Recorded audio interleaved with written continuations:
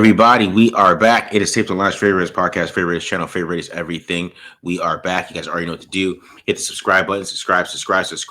Hit the like button if you like it. Hit the dislike button if you don't like it. Leave a comment if you like it. Leave a comment if you don't like it. Also follow us on Twitter at the Mark John NFL for me, at mholder95 for Matt, and of course pandasups.com, discount code TDL for 25% off. And also hit up Homage. Boom. Homage. Get all your good, cool shirts from Homage. You know, I got my sweater on again. Bo Jackson stuff. You know, go whatever you need to get it from Homage. 15% off is there.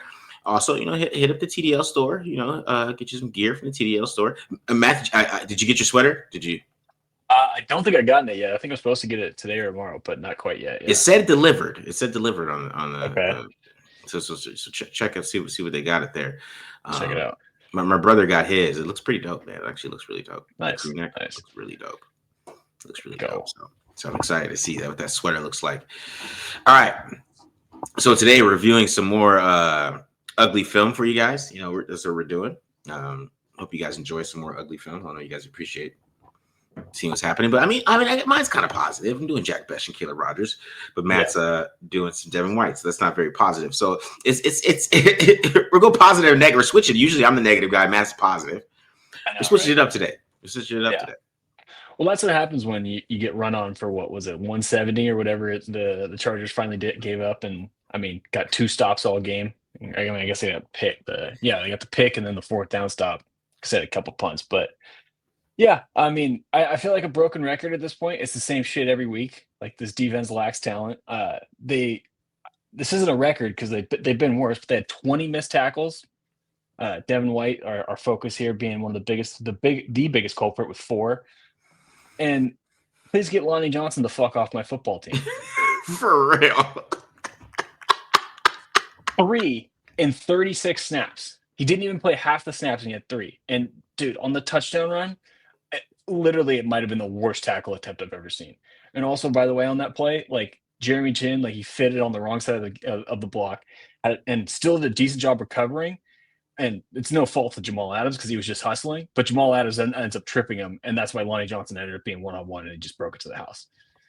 So when I watched that play, I feel like I probably should have posted it and probably should have just included it here, just because it was like this just sums up the Raiders season. It's like they're one out of position, but even they start to make it, like they start to make up for it, and then they literally triple over themselves and can't make a tackle to give up a 50 or 60 yard touchdown. That's about how it is. But yeah, 20 missed tackles. Another stat for you: 11 pressures total on. Let's see, looks like 28 pass rush attempts. Yeah, Max Crosby had 5.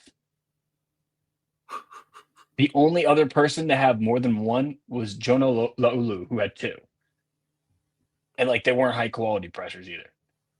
So it's like I want to sit here and like try and find like silver linings and stuff like that. But when I'm looking at stuff like Darian Porter still splitting reps with Kyle Kelly, who actually had a decent game because he ended up coming up with that pick on the goal line, which was a pretty nice play. Yeah. And JJ Pegues playing 11 snaps, like it's like and Jonah Laulu not really doing much. Thomas Booker just kind of blending in quite a bit. Like I just don't know what to do. But that's part of the reason why we're doing Devin White. And the other reason why I'm doing Devin White is I feel like the last few times on the broadcast they keep talking about how he's having this like career resurgence, and he does have a ton of tackles. He's got 117. I think he might be top 5 in the league. I don't know. Don't quote me on that, but he's up there. But what frustrates me is like if you actually like watch the film and dive into it, he's leading the team in missed tackles. I think he leads all linebackers in missed tackles this year. If he's not, he's like bottom 5 or whatever. And he's also giving up I think it was the 15th most. Which I know sounds a little weird. He's bottom 15 as far as yards given up in coverage. And like he has one play like on the touchdown in the first quarter on the Chargers' first drive where he just quit. He just stopped playing.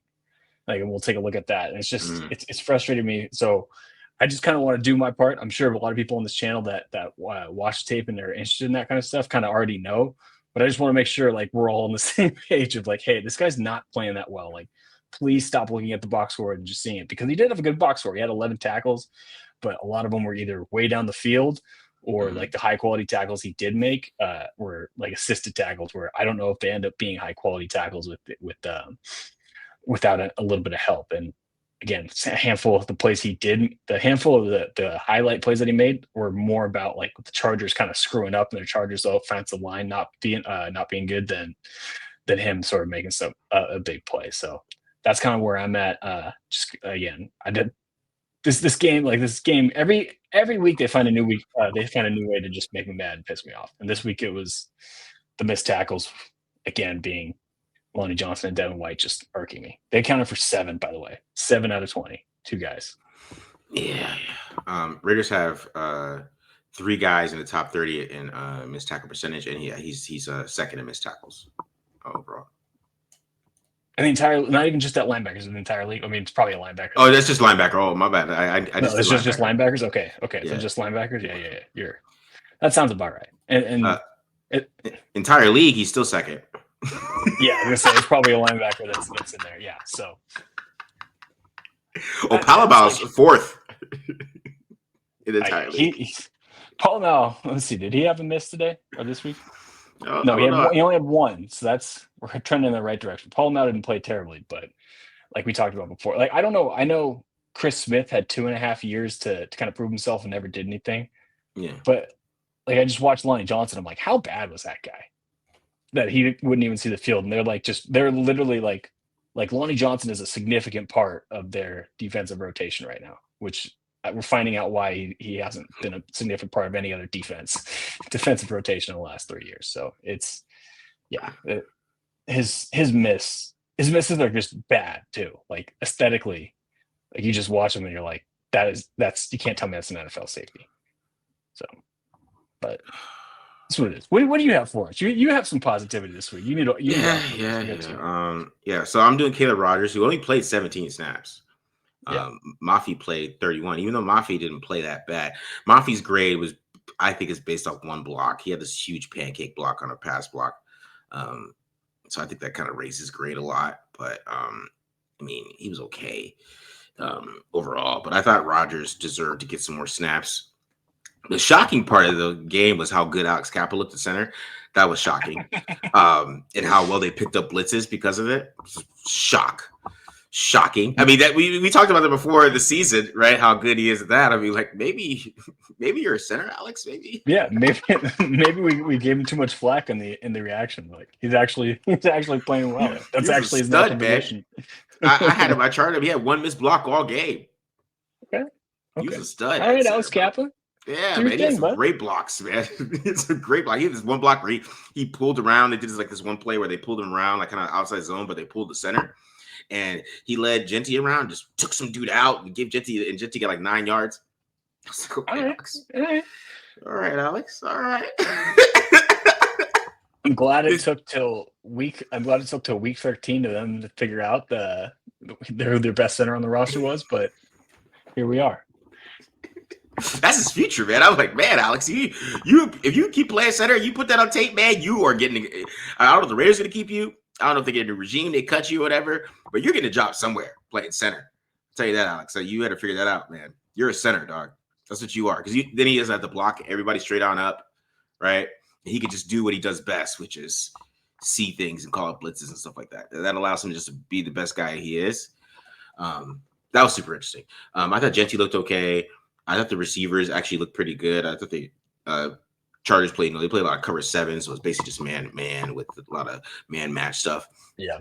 And the Raiders were able to get open. It's just Geno would either like turn something down or not want to throw it into tight coverage, and then you take a sack. Like they got sacked every third down. And every time he got pressured, he got sacked, basically. So yeah, I saw you posted it was like 40% or something like that. 45%, yeah. Yeah, that's ridiculously. I mean, again, no, the O-line's bad, but we all know this. Geno knows this. Do something about it. Yeah, you don't have time to turn down Brock Bowers and then try to come backside, right? Yeah. You don't have time. You don't have time for that, bro. You either you throw it to Bowers or you check it down to Genty. That's all you could have did on that play. You had 2 choices, but no, you're gonna okay, I'm gonna turn down Bowers, which you should have did. I don't understand why he did that. It's Denzel Perryman. Come on, bro. Like, it doesn't matter what he's gonna do. I'm waiting for that to open up, right? And then, but then he's like, you know what? Let me throw the Tyler Lockett. And by the time he throws Tyler Lockett, he's about to throw it. It's like, yeah, bro. Yeah, you're gonna get sacked. And I'm gonna show one with Caleb Rogers. Caleb Rogers is having a pretty good block against Thule, right? But he can't hold Thule for 5 seconds. Yeah. And then Thule ends up getting the sack because Geno's just like Geno, like you could move too. Like there's a B gap, dude. Like you just, quarterbacks to tell you to escape through the B gap. Yeah. Go make a play, bro. Yeah. So that was offense. I mean, the offense was basically they would start moving the ball, and Geno gets sacked on 3rd down. So, I mean, that was the difference in the game, really. If you boil it down, like I talk about, 11 pressures. I guess they did have 3 sacks. The Raiders had 3 sacks because Crosby had 2 and Kuntz had 1. But when we look at it in 3rd down, like every time the Chargers knew they were going to pass, they could just pin their ears back, and Geno was taking sacks, and Herbert was getting the ball out quickly. Yeah, it was just bad stuff, man. And then nothing else going on the Raiders land where it's dead week. We ain't got no crazy news. But I did think Greg Olson's offense did look more cohesive. Like I'm gonna show a couple plays at the end, a couple of his drive concepts that he designed. That they weren't running before that I thought were really cool. But other than that, it was just it just like Geno holds the ball too long. Their offensive line isn't good. And it's just a bad mixture. And they got to find a way to speed up his clock. And if that doesn't happen, then he's going to continue to get sacked. Like your offensive line is really bad, bro. Your clock has to speed up. He plays like he's playing with the Raiders 2016 offensive line. That's how he plays. Like even this throw, I'm going to show one of them to Trey Tucker. Trey Tucker runs a great route. But he took so long to get to backside. And if they didn't do a good job blocking it up, he would have got sacked in that play too. So, yeah, it's just all bad.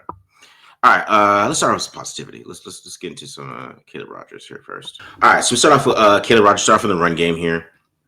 So here's Caleb Rogers here. I believe this is going to be some inside zone in this one. Actually, no, kind of split inside zone here. Right now, you see here with Rogers here. What I really like about this block, this is the first play of the game too. I like the pad level here, the push, the get off here, good hand placement there, good base. You can see him able to extend here on 91. So it's really good blocking. You can see a little bit of the play strength issues. It's going to come up a little bit later, but it's just a good initial technique, which I always talked about when I watched him on film before.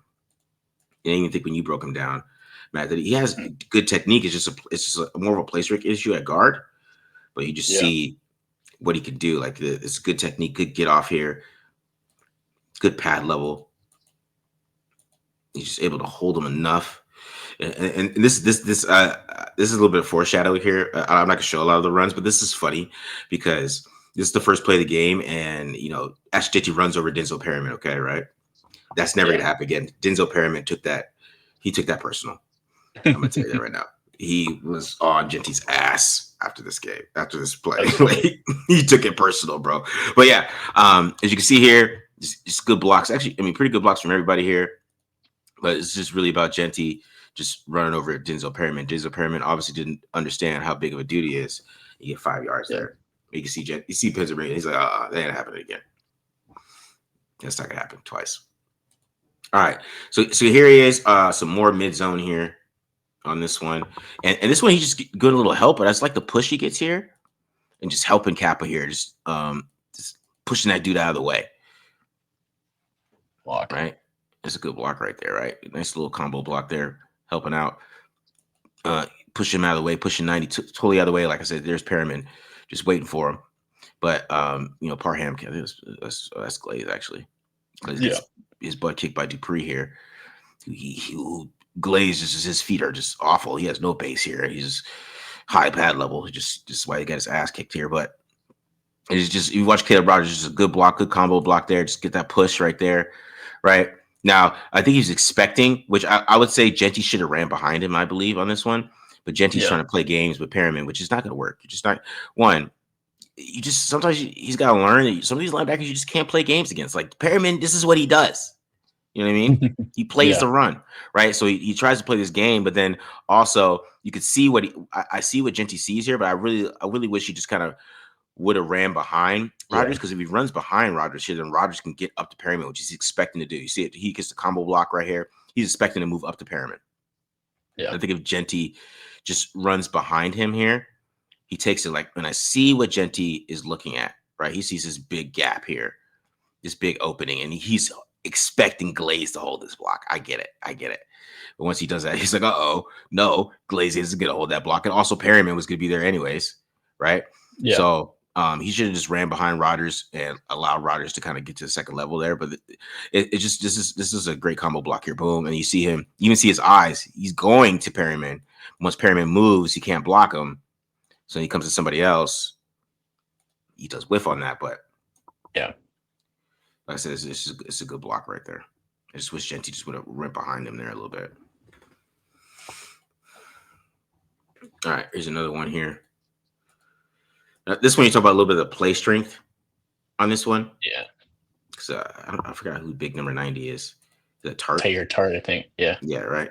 And like I said, good initial push. He gets good initial push. He gets him lifted up a little bit, right? But then he can't maintain it. He can't drive his legs and keep pushing Tart here, right? And of course, I talk about Alex Kappa having a good game. He gets beat right here. This is he get beat. Like I said, this is his missed block here of the game. Of course, I show it on film. And you know, but you just see here he's not able to get that push here, right? He's not able to keep pushing him, and he loses him eventually, right? And that's what I talk about. Is the play strength he has, like the technique is there, the get off, everything is there. Good get off, good initial punch here, good initial push, right? Gets him a little off balance, but he's not able to maintain it. So Tart's able to regain his balance here, regain leverage, and then shed him. Yeah. Yeah. Back that up a little bit, like the right after initial contact. Right. A little bit further. Sorry. You're good. Like right there. A little bit more. A little bit further back. Right here, I thought he was going to pancake him. You know what I mean? He's got him stood up. He's got him like his feet in between him. But yeah, it's just not being able to finish. Yeah, you know, it's like that strength. Yeah. Yeah, everything looks great, man. Look at the base. Everything it looks great here. This looks great, right? He just can't finish it just because of the play strength. And Tar just overpowers him, able to reset, overpowers him, and just kind of gets that push. Just gets a tackle there. All right, another one here. Now, this is another one where he's going. I think this is against big number 99. I don't know who number 99 is. Now, this is a pretty. Yeah, Jamar Caldwell. Now, I think this is a pretty good block, but you kind of just see the play strength a little bit too. But like I said, this is a technique thing because, you know, Caldwell gets really low here. You can see Caldwell gets off the ball really low, but Rodgers gets lower than him, right? And then gets the good initial lift up here. Right? Like I said, good base, good hand fighting, reset. And I mean, he does a good job of pushing him around. So if like Genty, like I said, sometimes Genty was seeing things. Like I can understand what Genty's seeing here. But like, I really wish he just kind of went right directly up the middle and not trusting that Carter Runyon's going to make this block on Thule. Yeah. Right. Yeah. Maybe that's Michael Mayer. I don't even trust Michael Mayer to do that block, to be honest, or any tight end. But Carter Runyon had a really bad game blocking. He was very awful. Yeah. But I see what Genty sees, though. I see what he's seeing. If Runyon makes this block, though, right, you got Forsyth getting to the second level. Right, and Forsyth does make that block, right? The Genty's running up here, so I see what he's looking at, but I kind of wish he just would have kept running forward and just got what he could. But looked like he was. I feel like this game he was trying to make a lot of big plays. He's just trying to save the day sometimes. But like when you got Carter Runyon getting his ass kicked, basically. I mean, he just gets there's not like. You're going back 2 yards like this. Like he goes back like 2 yards, like a whole yard. That's not gonna work. But back to Rodgers. Like I said, it's just I like the initial get off, the initial punch. Right, it's always good with him. Right, it's just sometimes that initial push there doesn't work. You see Kappa gives a little help, but like I said, if Genty just stay patient, just hit this hole, I think he gets at least 5 or 6. Right, he takes on Elijah Molden, makes a Molden make that tackle, but Thule just just buried him there. Yeah. All right, another one here. Now this one ends up being a combo block here. Now you get some help from Glaze here on this one. Now, as you like I said, you see here once again, he's just not able to hold the block on Tart here, Yeah. right? So he gets the initial block. He's getting some good push there. He's getting some help from Glaze. Now Glaze goes to move, right? But then Rogers just can't hold it by himself, right? Hmm. And then Genty thought he was gonna be able to hit this outside, but he can't. He does a good job cutting back and then getting upfield here. But let's see on this one. So it means, like I said, there's always some good initial blocks here, Yeah. but it's just the finish. Like that's the issue with him. It's just the play strength. But they're not practicing in pads. I don't know how this looks bad in practice, but I think when I watch Yeah. it, you know what I mean? Some of the technique That's that a good he's point. doing, right? Genty ends up getting 4 yards there, but like it's just the initial push there and like the initial combo block. It just looks good right there. Like, that's a good block right there. You get it a good combo. You just got to be able to hold it there. You're just not able to get that hold there, not able to hold off Tart. All right, another one here. Every single time it's good ped level, good get off, boom, good get off here once again. And I like this one because he's able to hold him a little bit, but you see it once again. He's just not able to get that push on him, right? Yeah. Not able to just drive that guy backwards. So it's a good initial block, but he's not getting that drive and that push there.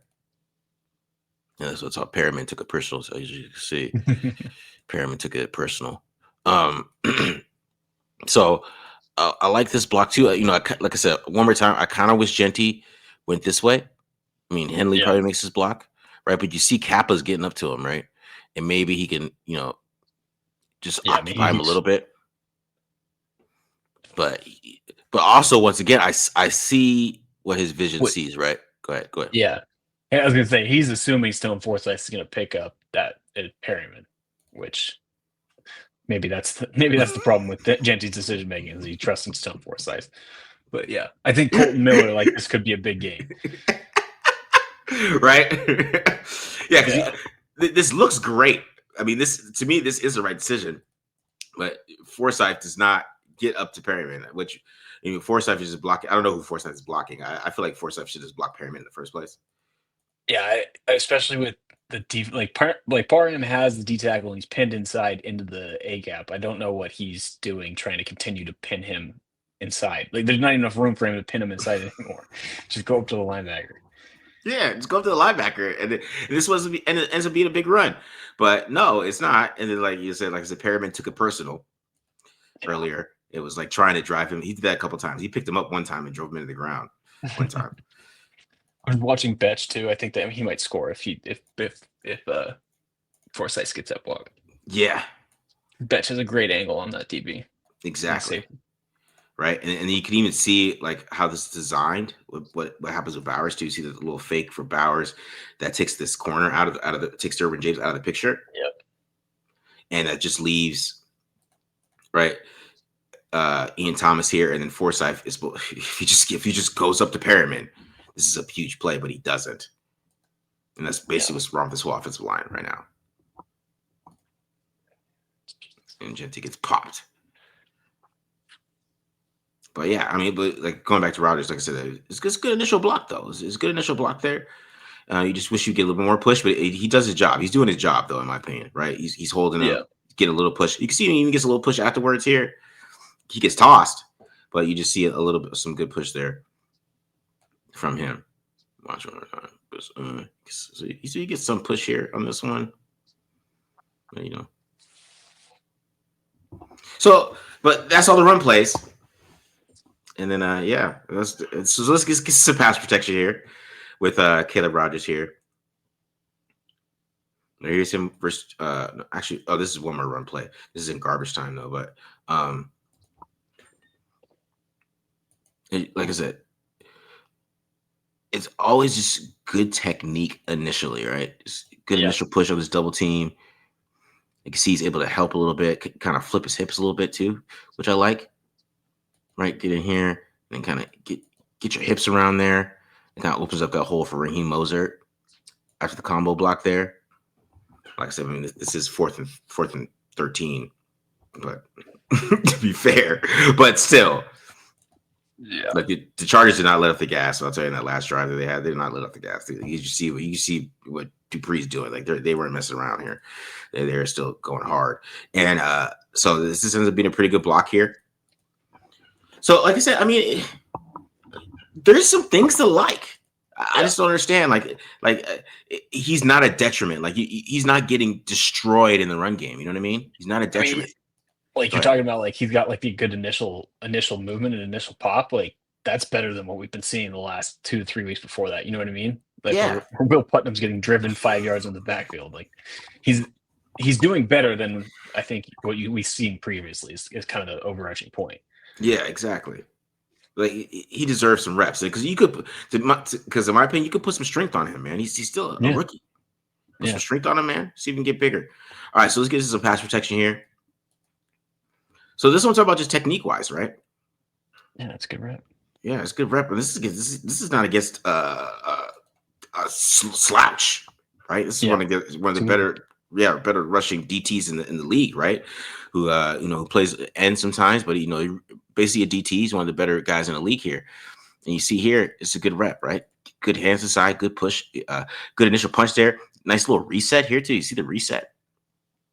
Yeah. Good hands there. Nice little reset the hands inside right there. And you're like, okay, this is good. The ball should be out. Yeah, I don't know what Parham's doing. I don't know what Parham's doing. Go help somebody. Parham should be going to knock his ass out right here. I feel like Parham should be here knocking his ass out, helping him Or out, helping on Mac. especially when he jumps. Like Parham should, or somewhere. Like he jumps, like Parham should be knocking his ass on the ground and giving him even more time. But I still think like Gino's got to get out of the pocket here, man. Like when it's like this, you see it right here. Like you got to get out of the pocket here, Gino. Yeah. I don't know what happens. Maybe you could run for a first down. I don't know. Maybe Thule tracks you down, but I think he has a pretty good block here, right? But then like he can't hold him forever. So like he gets here, right? Boom. And then he ends up just, doing a little swim move there and he loses him and he gets a sack. Yeah. I mean, to me, that's not good pass protection, but like that's not bad either. You know what I mean? Like Yeah. he has time to get rid of it, like you said, or at least escape, but do anything other than just be a statue back there. And put Yeah. Aiden O'Connell back there if you want a statue in the pocket. Yeah, I mean, I feel like Aiden O'Connell gets rid of, I don't know. I feel like Aiden O'Connell might try to escape. Yeah, he'd try. Yeah, he'd get caught by Thule for sure. But he would try to escape at least. He'd move. Like you got to move, man. Like Kappa's just like sitting in your lap. You're just like trying to push him off. You like I don't understand. Honestly, I never understood the right, and I don't know what Parham was doing. I still don't know what the hell he's doing on that one. I just have no idea. All right, so here's another one. Now, see this one it ends up being a blitz, right? And it's quick. It's a quick sack here, but he does what the opposite of what Parham does, which I like. I like how he just go straight to work, find some work, go help somebody right away, right? And this just confirmed what I was talking about in the instant reaction. The sack is on Gino. They show 7. You can only have 6 to block. Like you got to get the ball out. Yeah. That being said, I don't know where his hot reads are because 2 slot receivers aren't looking. Yeah, he didn't have a hot. I didn't put this one on him because he didn't have a hot here. That's true. I mean, I guess he could have just you could just I don't know what he could do there. That's a bad play call. That's on me. I can't get that one on Gino. Yeah, he wasn't gonna be able to do anything, just because like Bauer's route hasn't finished yet. Like I don't know if it's something he could check to. Like that's what I'm saying. Like give him some more leeway where he could check to something with Bech, and Bech could like change his route here. But we're watching this one on the back end. I mean, Bech was a good route, but there's really nothing they could do here on this one. Yeah, that might be on Bech too, because maybe he's supposed to recognize the blitz. It's not like his guy blitz, not like the guy over him blitz, but yeah, just a bad call. Yeah, just bad all around on this one. All right, here's another pass rep here. Now, this one, I mean, this ends up just being a normal stunt here, but like Parham doesn't pick it up. But like I said, it just he has pretty good feet at guard here. But it just ends up being another bad, just a bad rep from the offensive line altogether. Like Parham, I don't know how he didn't see this. Like you got to see this, Parham. Like Parham's got to come off and see this. Yeah. This guy's coming around. Like Parham, you have to see that. Now, I still think Geno should have threw this ball at some point. Like, I mean, just throw it. Just throw it. I mean, I guess Bech isn't looking, but like, just throw it to him, right? Or like, try to escape earlier here. But Rodgers just did what he's supposed to do. I mean, you can kind of tell that maybe Rodgers is expecting another stun here, maybe expecting the guy to come around. Parham, come around. yeah, Parham doesn't see anything. He doesn't even see it at all, and just lets him just creep right through there. Like I feel like Parham, you got to let him go there, man, at some point. And just stop him so Geno has some kind of time. But of course, DJ Glaze is on skates. I was gonna say when you were first talking, I wasn't even paying attention. DJ Glaze was just grabbing my attention by getting his ass kicked so bad. He got the he got the Khalil Mack vintage long arm. Yeah. Oh my. But yeah. Oh man, this is some Eric Fisher shit right here. This is almost Eric Fisher. Oh. And this is a Khalil Mack poster. This is Khalil Mack's. What's this Hall of Fame? His bust should look. Yeah. God. Wow. Good Lord. All right, so here's another one. So this has been a little nice little rep here. A quick rep against Thule here. A little quick game here. Like I said, I mean the technique is good, man. Like he has good technique. He does. He just good hands. Like, hands aren't too wide. Inside. Gets a nice little push. Does a little check down. Gets quarterback time here. It's just not bad, man. It's okay. This is his first start. His first action. Yeah. Right now, of course, this is the time he lost, and this is what I'm talking about. This isn't garbage time. This is what I talk about. The Chargers were going hard because Thule gives him the spin move. Puts him in the spin cycle. Yep. Thule had enough of him blocking him. Like, oh, okay, you think you're good, huh, Rook? Let me see you get this little inside spin, right? They talk about how Matt talks about the pin right there, the pin move. He got that down right there. Pins him right there. Yep. He's totally whiffing here, right? And this is probably this is his worst block of the game, right? But of course, Forsyth loses here too. But yeah. Oh my. So I mean, as I'm saying, he got him off balance too. You could just totally off balance. Yeah. Here. He bit on the inside fake, which I mean, I guess if you look at the pre-snap look, he had the nose, so he maybe thought Kappa was covered up, but you got help to the inside, and I think that's the biggest thing. That's part of being a rookie, I think. Yeah. Yeah, knowing you got help to the inside, so you don't have to worry about the spin move that much. You don't have to worry about you don't have to worry about getting beat inside. Yeah, exactly. Yeah. So, but yeah, this is his worst rep, right? But I mean, for a first start, it's not that bad. It's just not. It's not where like, okay, you shouldn't be playing type shit. Yeah, it's not as it was billed to us from the coaching staff. Yeah, you know what I mean. Yeah. All right, so let's get some Jack Bech. So this is the first route. This is the blitz call. We're talking about there's no hots here. You can tell there's no hots. I mean, yeah, she just had no time here, but this is still a good route from Bech. You see the separation he gets there. Yeah, my bad, Geno. This is bad play call. Not on you. It's bad. It's bad. I mean, so many deep routes. I mean, everybody's wide open, of course, but it's cover zero. You know what I mean? Like, you ain't got no time, and you have no hots, nowhere to go here because you can kind of tell he wants to throw the best here, but it's just not going to work because you even got these linebackers in front of it. There's nothing he could have done on this one. But this is a good route from Bech, though, right? Going against Cam Hart because Cam Hart has inside leverage here too. Mm-hmm. He's able to just give that nice little arm over and look at that separation he gets. Yeah, good route. So it is a good rep from here. I mean, Brock Bowers is wide open too. I mean, there's a bunch of guys wide open here, but it doesn't matter because there's no hot route, or anything like that. So he just got no help there, and he just gets sacked.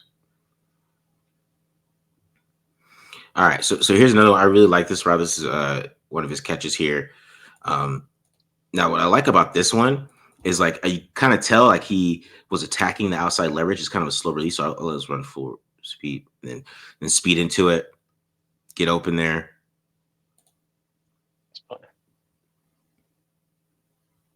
So I really like this route just because you tell by his eyes how he gets this slot corner to open up right a little bit and give him the inside because he's attacking the outside shoulder there, and then just speed into it. Just kind of like accelerate, and he just catches 29 off guard. He's not expecting him to go inside there, and he's just wide open right there. Boom, nice little catch, and he gets some yak. So I really like this route. I thought it was a good route here.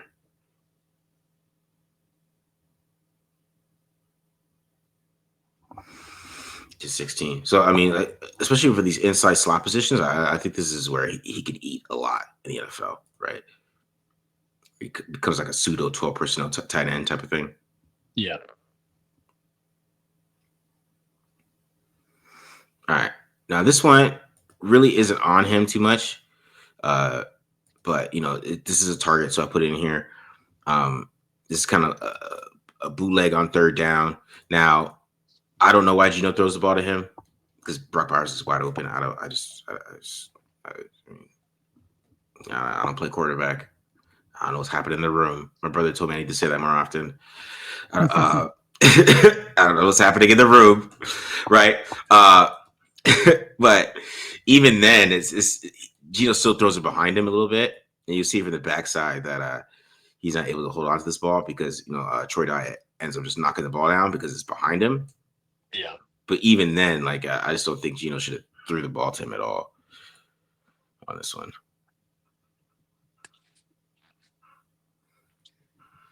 Let's see here. When in doubt, throw it to Brock Bowers when he's open. Yeah, man.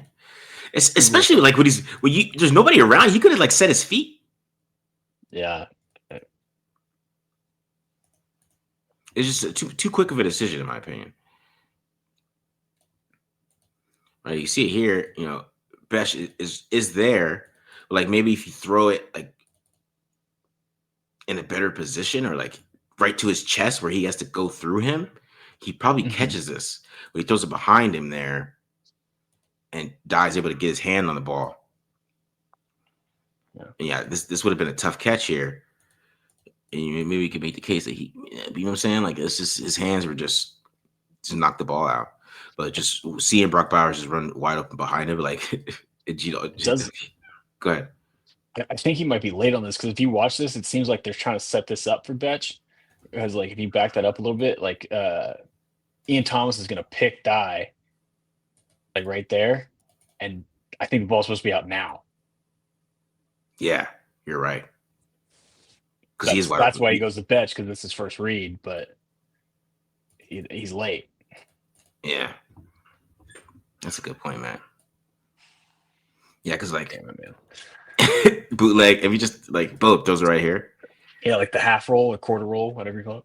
Mm-hmm. Yeah, he's wide open, first down. Yeah, because this was third and short, right? If I remember. Yeah, correctly. Yeah, you know what I mean. But it took so long to get it to him, and then Dye's able to get there, and he throws behind him. So yeah. All right. So here's a just this ball doesn't go to him, right?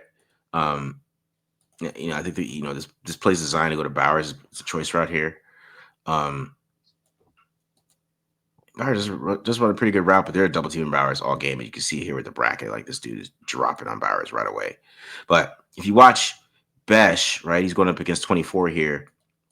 I thought he did a good job. This guy's playing outside leverage here, and he does a good job of getting back outside, right? That even if Gino decided to stay here and maybe threw a good throw towards the sideline, he has Bech right here. If he throws a good throw to the sideline, or even where Bech is coming back to the football, he has a good leverage here where he's open. Yeah, he's able to get a completion there, right? Especially with the good throw, especially he keeps in front of him, and Bech comes back to the ball. But This is also a fantastic route by Tucker up here. Just watch Tucker up here. This is just a great route. Just watch it work. This dude, full head down, sells to go. Ate Anything to that get dude. some, anything to get some Trey Tucker Ah, propaganda. yeah, yeah. You know I gotta get some Trey Tucker love, man. It's a free Trey Tucker channel. I almost put the play where he was wide open on here just to show it. But yeah, we're watching Bech here. But like I said, Bech does a good job getting outside here. But yeah, it was a great route by Trey there. But this is what I was talking about earlier, just about Gino, like he just how long he takes to just get through the reads too. It's just like 1, 2, 3, 4, 5. You know what I mean? Good Yeah. lord, 5 seconds, bro. And this is the Mafi block that I was talking about that probably got him that 84. This block right here, right? Mafi just dumping somebody to do in the ground. Okay, Mafi. Okay. Yeah. All right. Of course, this is another free trade to Tucker play, but it's we're talking about Jack Bech. And I know this is probably designed to Tyler Lockett, but you're going to see it here.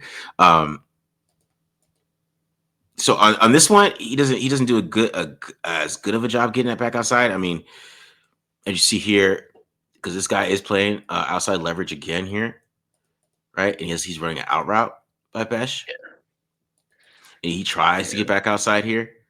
It gets a little physical there, so he's not really open on this one. But it's just a tougher route for him to run there. But one thing you could say about Bech is like he's got to add more instead of just trying to be Mr. Physical at the top of his stem all the time. And it'd be like add something here, right? Like a rocker step, some kind of jab step where he gets this guy. Because you see where this guy was happening is that he tries a little too late, just kind of just run through the dude with physicality.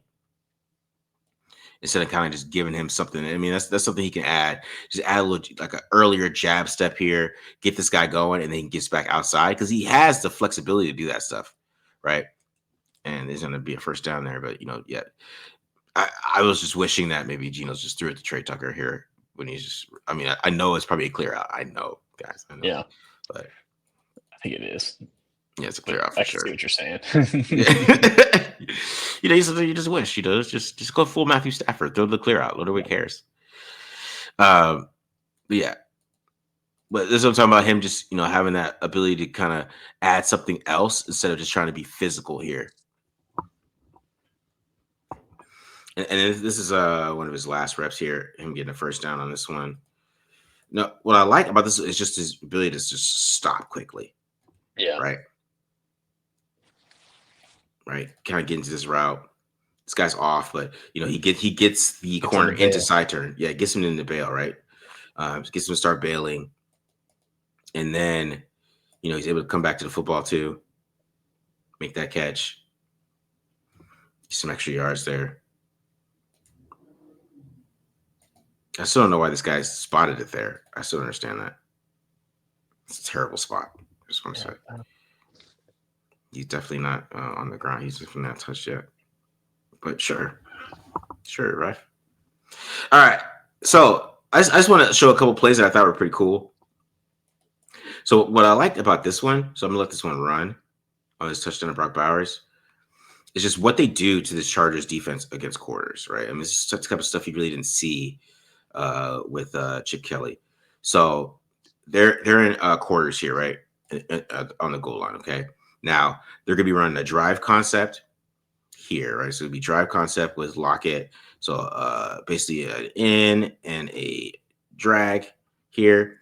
And then you're going to get a choice route halfback choice from Genty on this side. So this is going to hold these linebackers here and these safeties.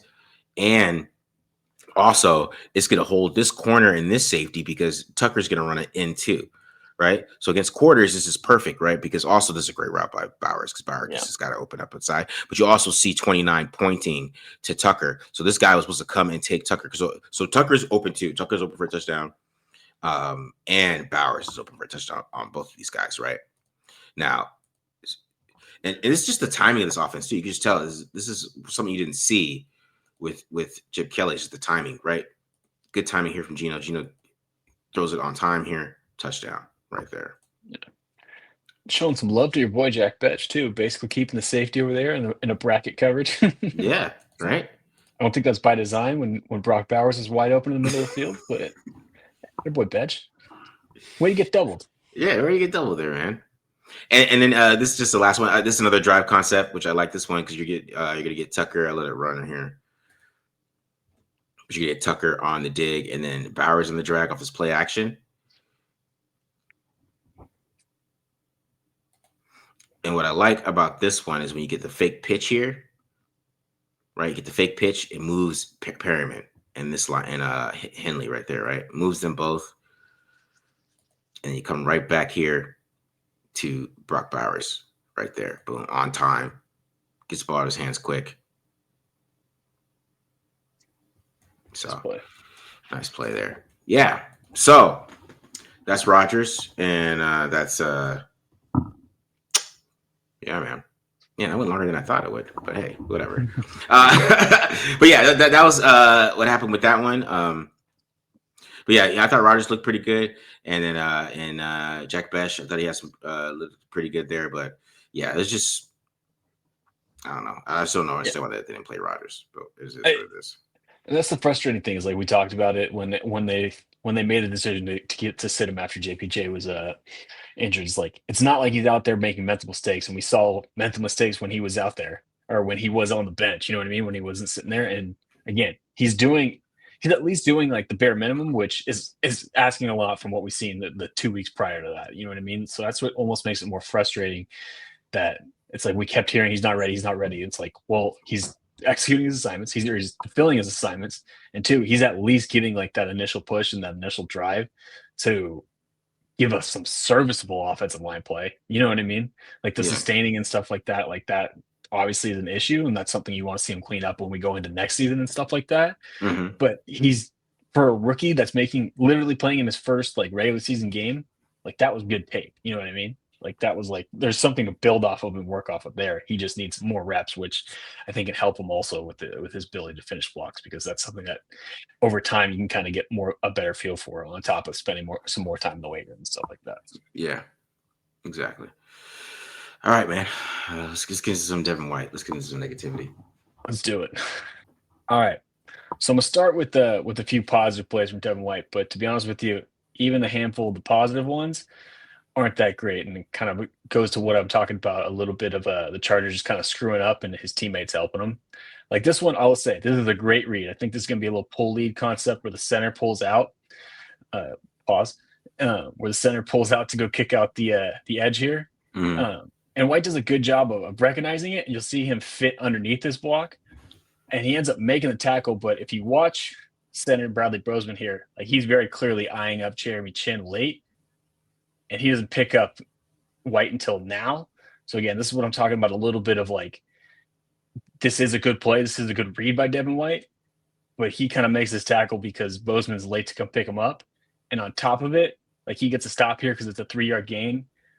But Max Crosby's the real reason why this ends up being a stop. Like if Devin White in this position is the only one making contact, this is going for 4 or 5 yards and a decent gain on the ground. So again, this is what I'm kind of going at, where his tackles are a little bit inflated. And that was a good rep. And again, I'll give White some credit. Now, this was the 4th down stop he had.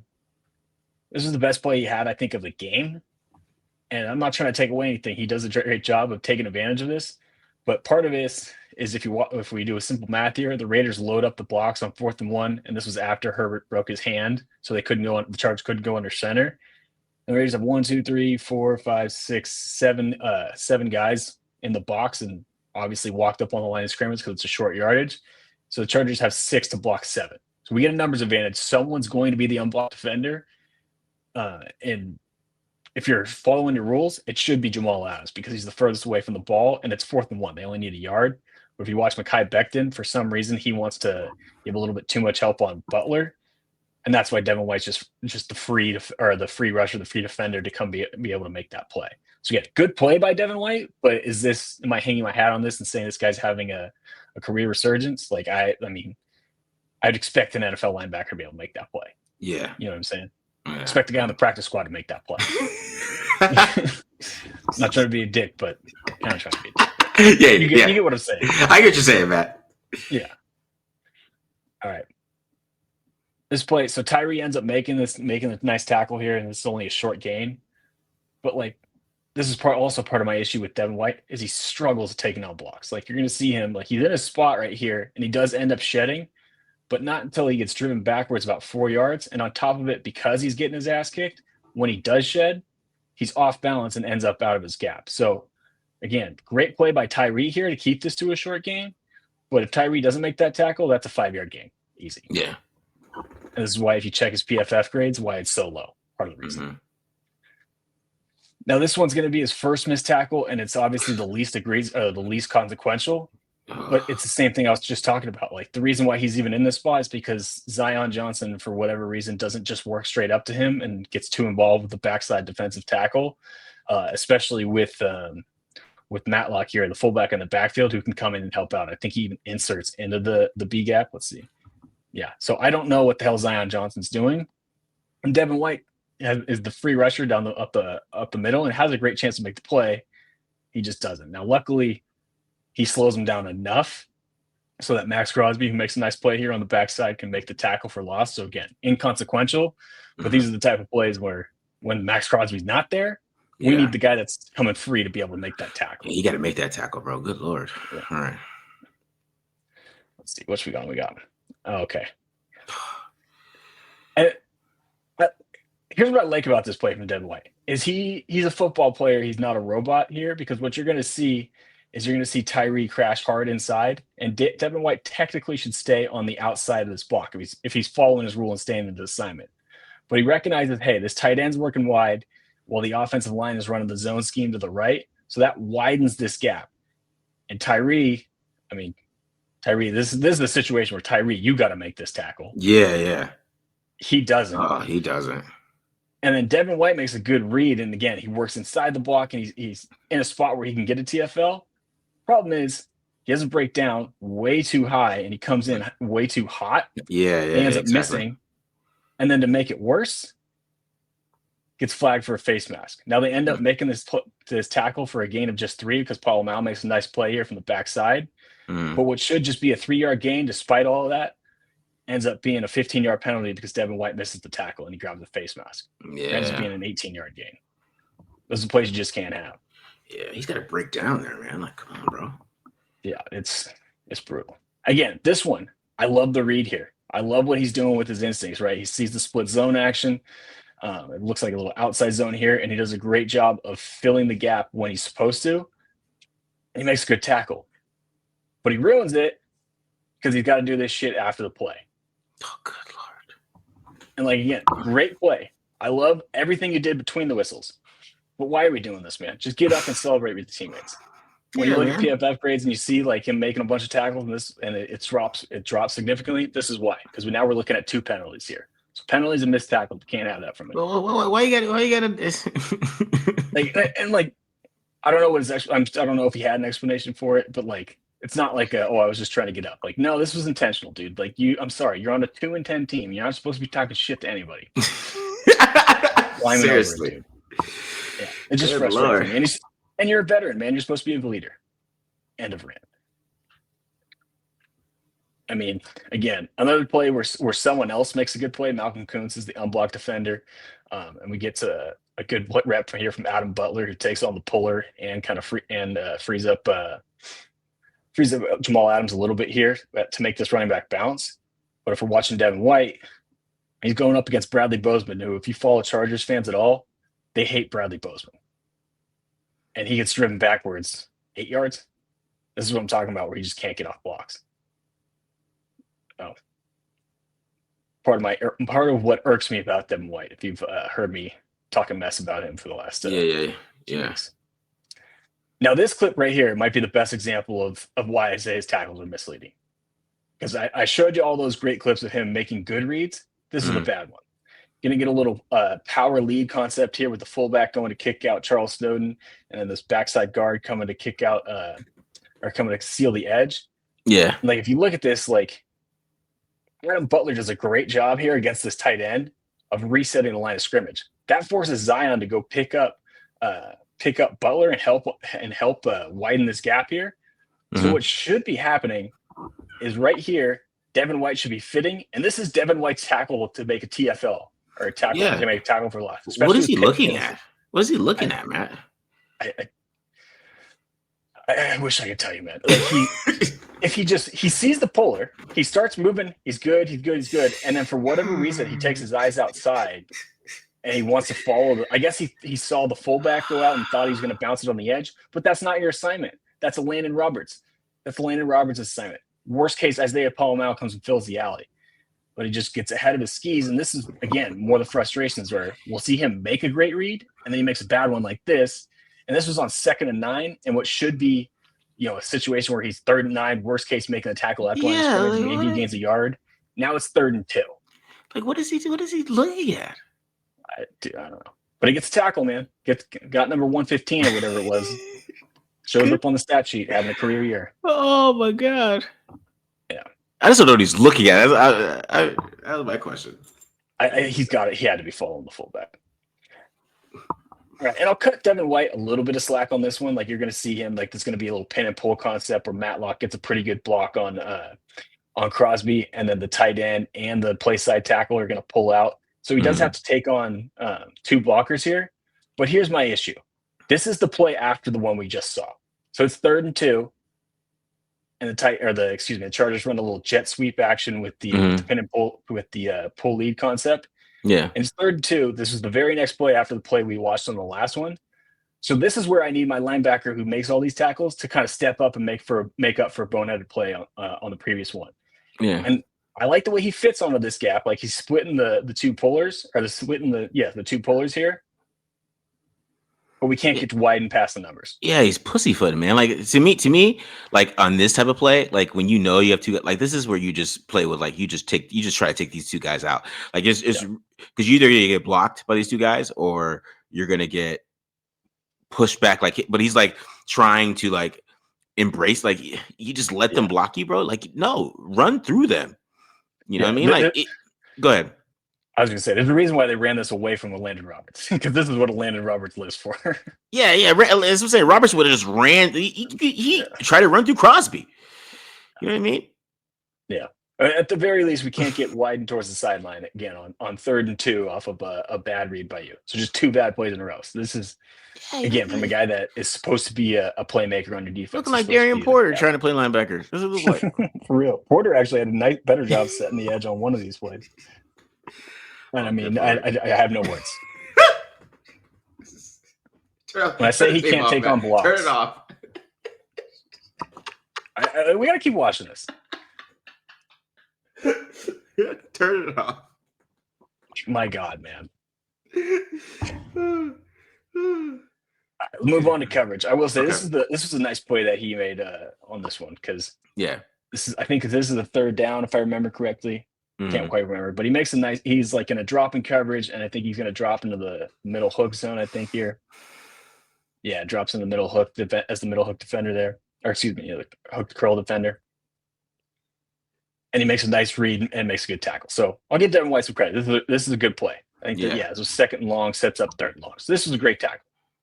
Give Devin White some credit. It's a good play. He just always looks out of control. Yeah, he's very rarely under control. So, all right, I gave him enough love on this one, on the last one. I hated this play. I remember this one live. I already know it's going to happen. I hated this play when I watched it. So go ahead. Yep. No, I'll let it run for a second. God. I will cut him a little bit of slack.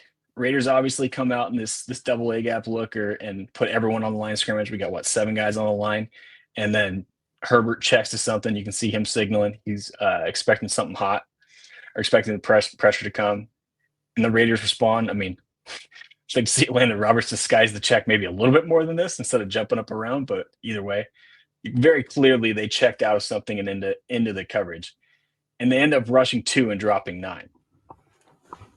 So part of my issue is they end up dropping into a soft zone. Mm-hmm. And I can see part of the where he's kind of coming from, where he's going to be reading Quentin Johnson first and then working to Keenan Allen. So that's a tougher assignment. But my problem with him is in this situation where it's like 3rd and 6 or whatever, he drops so vertically, and watch his Yeah. hips. His hips are pointed directly towards the sideline. Mm-hmm. So then when he sees this hard inside or this hard vertical release from Johnson, who's clearly running like the a vertical route, like a go route, I think he ends up running a dig. It's too challenging for him to for him to stop and open his Yeah. hip. And then he ends up being late to Keenan Allen. They get the first down. To me, like a better job where what he needs to be a little bit more aware of is we can still gain a little bit of width, but let's play this inside out, get depth. That way you can see both guys. And when you see this hard outs or this hard vertical release from Johnson, now we're in a great spot to play the curl. Yeah. You just go straight to the flat. We're like, hey, if they run an out route from Keenan Allen, like if you just stay back, like maybe you don't make maybe you don't make like a play on the ball or anything like that. Maybe it's still a completion, but you're in a spot to maybe make a tackle short of the sticks, even if Keenan Allen runs an out. And obviously Allen runs the curl right in the soft spot of the zone. Yeah. But again, part of the issue is Devin White. And then I want you guys to watch Jamal Adams on this one. Watch his hips. Like, see, like, this is what I'm talking about. Like, they're playing the same area there, but they're playing it differently. Like, compare his angle, compare Jamal Adams' angle to Devin White's, right? Like Adams is getting depth. His hips are staying a little bit more square. Mm-hmm. Whereas White, he just turns completely sideways. Yeah. And the only receiver he could play in this situation is Johnson. The other thing on this too is like this is where the scouting report comes into play. Quentin Johnson is their vertical threat. Quentin Johnson, even though this is on the 16-yard line, they don't like him running these short routes. Mm-hmm. Why? Because he's not a great route runner. He's not great after the catch. You know who they do like on short routes? Keenan Allen. The guy who's made a career out of doing it. So if you're that's what I'm talking about, where if like he just works for a little bit more depth instead of just getting like straight flat. Yeah. Like a little bit more awareness would be able to make a stop on this play. Maybe not maybe they still complete it, but maybe we can at least make a tackle short of the sticks. And on top of it too, I'm not a huge fan of this coverage because IPM is so deep and has to drive on it late. But I don't know. Maybe he was expecting White to stay a little bit more vertical. Drop 9 and they still complete the pass. I just don't get what he was doing there. He's covering grass. That's part of my problem is he covers grass a lot. All right, this is gonna be the last play we're watching. This one, it's just flat out inexcusable. I'll just let it play. Yeah, cut his ass. See, he's only we paid like $4 million. Like, come on, guys. Like, what are we doing here? And the thing that's annoying is like, so the Raiders were running a zone match here, which is pretty popular nowadays on the goal line. And he does a good job of picking up Johnson this time. Like he sees him. I know I just talked about how Johnson doesn't run short routes, but this is a drag a little bit different where he keeps moving. And like he picks up Johnson, but the other part of the problem is he comes like too far downhill instead of like staying flat on that 5-yard line. So now he's out of position. And again, like if he just like basically plays trail and stays in his hip pocket, like he might be able to make a play on that ball. Or again, at least make the tackle short of the sticks. But he comes too far downhill, and then here he just stops playing. Like he just stopped. Like I just pulled up. I mean, literally watched Quentin Johnson just go in the end zone. And this was the first drive of the game. It's not like this was like the end of the game where he's just kind of like where the Raiders weren't going to win. This is 0-0, and he just watched them go up and put 6 points. But to me, this is exactly why you can't play vets like this. It's because like Tommy Eichenberg or Cody Lindenberg are still, even if they get beat there, they're still trying their hardest. Exactly. They're going a million miles a minute. They might screw up. They might not be in the right spot. They might get beat, but they're going to do it going 1,000 miles an hour. And that's where it's like, and like you said, man, like I saw Ben Fennell, who's a good follow on Twitter. If no one, if you don't follow him already, he like posted on Twitter like a couple weeks ago, probably a month ago now. He was like, Devin White's had like double-digit tackles in the last 2 weeks, and if the Raiders cut him tomorrow, I wouldn't bat an eye. It's like that's just how bad the film is like for him. Like again, he's the leading tackler. I think he's a top 5 tackler in the NFL. But as far as like it goes, like with re-signing him, if the Raiders re-signed him, I'd be pissed. If I'm being honest. And like you said, like guys like Cody Lindenberg, guys like Tommy Eichenberg, if that's the effort you're going to give me, give those young guys a chance, because they might screw up. They might be in the wrong spot, but I guarantee you they will play 100 miles an hour and they won't quit. Because that was a quit play by Devin White. I'm sorry. Like, that's just effort. I mean, to quote Antonio Pierce, that was a business decision. He didn't want to get hit between the two converging defenders and just quit on the play. Yeah, like he's gonna get signed next year or some shit. Like what the Phillies putting out there. Maybe he will. Maybe somebody. Oh, he's got an undersurgery tackle. Like that was depressing. That was a good way to end the show. It was some depressing stuff. We started with that was definitely the vibe of the show. We started off with some positivity. Had some positivity. There were some young guys, and then showing us these bum veterans that they have on this team. Yeah. Thank God. When he got pushed almost into the end zone, I was like, you know, I can't watch this anymore. I mean, Mekhi Becton's a big dude. Mekhi Becton's also not having a good year, and like he can't take on blocks. He does have good instincts, but probably a quarter of the time he's wrong. I don't get it, man. Can't cover, but it is what it is, I guess. Just play Eichenberg, man. You know what I'm saying? Like, I hear you. That's my guy, man. I loved it when they drafted him. They don't want to use him. I'm saying, at least he'll give effort. Everything. You know what I'm saying? That's all I know. Get some effort here, bro. Anyways, guys. All right, guys. That's the show for today. Terrible way to end it. That was awful, man. I'm not gonna lie. That was an awful film. I hope I ruined a couple people's nights just by watching that. Maybe a few. Sorry, guys, but had to do it. I promise that'll be my last Devin White breakdown of the year, unless he really pisses me off. Okay. I just had to show it because, again, he's having a career year. He's revived his career. It's been getting under my skin every time I hear it. I had to show a little bit. All right. Hit the subscribe button, guys. Subscribe. We are out of here. Hope you guys enjoyed this episode. Make sure you go to Tapedontlie.store. Support the channel that way, guys. Like I said, we're over 100 members, so I just want to give you guys a shout out one more time. We got over 100 members now. Definitely appreciate all you guys doing that. I'm gonna get you guys some stuff tomorrow. Some K Club Nick or something. I'm gonna get some quarterback. I'll get you some guys tomorrow, and then we'll be good to go, man. And then we'll be back Friday, and then we'll have another instant reaction to probably another loss. So get excited for that, guys. All right. We're out of here. Peace.